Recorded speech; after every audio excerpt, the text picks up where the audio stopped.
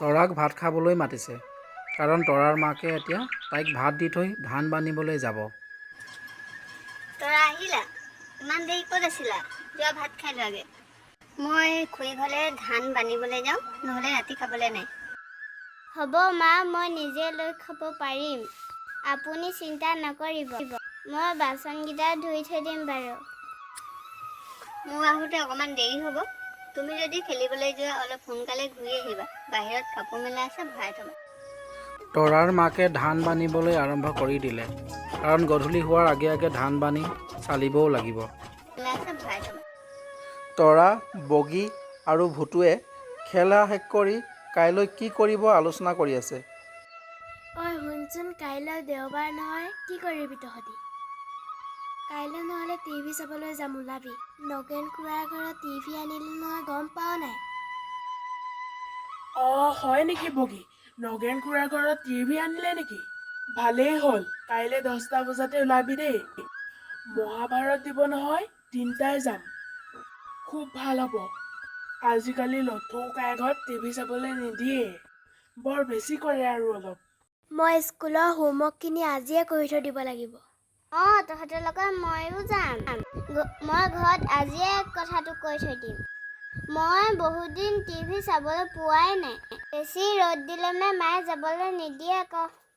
কাইলৈ টিভি চাবলৈ পাব বুলি তিনিওটা মনত ফূৰ্তি আৰু ৰং মনেৰে ঘৰলৈ উভতি গ'ল।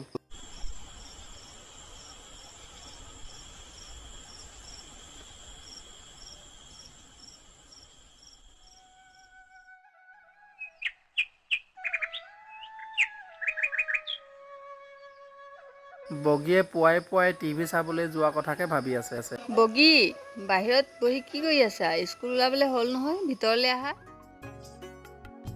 বগী, তৰা আৰু ভুতুৱে নগেনৰ ঘৰৰ আগফালে দৰজাৰ মুখত ৰখি আছেগৈ। সোমাবলৈ সাহস কৰা নাই।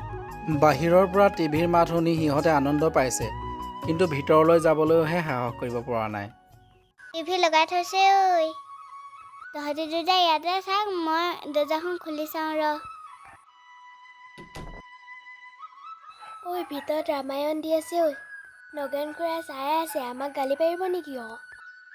ৰাতি চাওঁ ৰ। খুৰা, আমাকো টিভি চাব দিব নেকি? চালা, ৰামায়ণখনত ইণ্টাৰেষ্ট বহিছিলেহে, কোনে আমনি কৰিবলৈ আহিলে এইকেইটা? ঐ পলিহেঁত, তহঁতৰ কি কাম বন নাই? কিতাপ পঢ়িবলৈ নাই? এই দুপৰীয়াখন যে ঘূৰি ফুৰিছ ৰ'দে ৰ'দে, যা ঘৰলে এতিয়া যা। তহঁতৰ এতিয়া টিভি চাব হোৱা নাই, যা। অলপ ডাঙৰ হ'লে চাবলৈ আহিবি দেই, যা যা। চাবলৈ দিয়ক না খুৰা, অলপমান দেৰিহে চাম, তাৰপিছত যামগে। এহেঁতি মানে ডাঙৰ মানুহৰ কথা নুশুনে। যাবি নে তহঁতি নে এচাৰি ল'ম?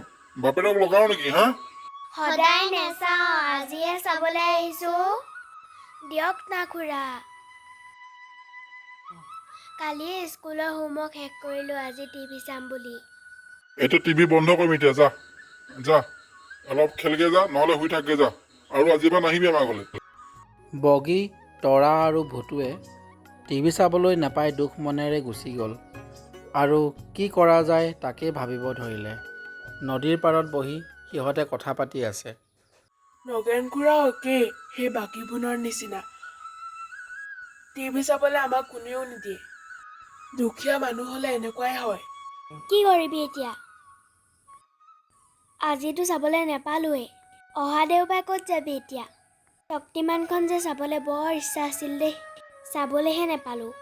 এই গ'লে যে আৰু নেযাওঁ আৰু দেই। ধনী মানুহ হোৱা হ'লে আমিও টিভি কিনি আনিলোহেঁতেন। ডাঙৰ হৈ লওঁ ৰ, টিভি আমিও কিনিম। চব মানুহকে চাবলৈ দিম। মোৰ মনত এটা বুদ্ধি ঘটাইছে। আমি কাৰ্টুনৰ টিভি বনাই চাম ব'ল। তহঁতি দুইজনী ব'ল। কাৰ্টুনৰ টিভি? এনেকুৱা কাৰ্টুনৰ টিভি? ময়ো চাব পাৰিমনে? ময়ো যাম তেতিয়াহ'লে।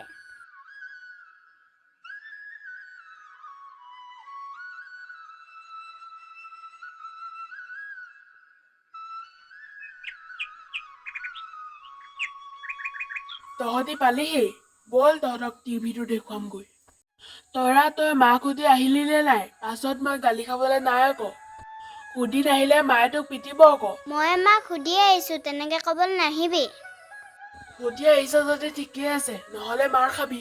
সেইবোৰ কথা বাদ দে, টিভিটো ক'ত বনালি চাওঁগৈ ব'ল। ব'ল ব'ল ব'ল। হয়তো চা টিভি বনাই থৈছো তহঁতলে। ৱাও, বহুত ধুনীয়া। আজিৰ পৰা আমি ৰামায়ণ শক্তিমান চব চাম, কোনেও খেদিবলৈ নাহে। লগাচোন লগা চাওঁ। তহঁতৰ দেউতাই কিনি দিয়া টিভি নি? মিছামিছি হয়, খেলিবলৈ বনাইছো। মিছামিছি টিভি হ'ব আৰু এইটোকে চাব লাগিব। কাৰ্টুন পেপাৰৰ টিভিটোতে সিহঁতে ভৰি ভৰি আনন্দ ল'লে।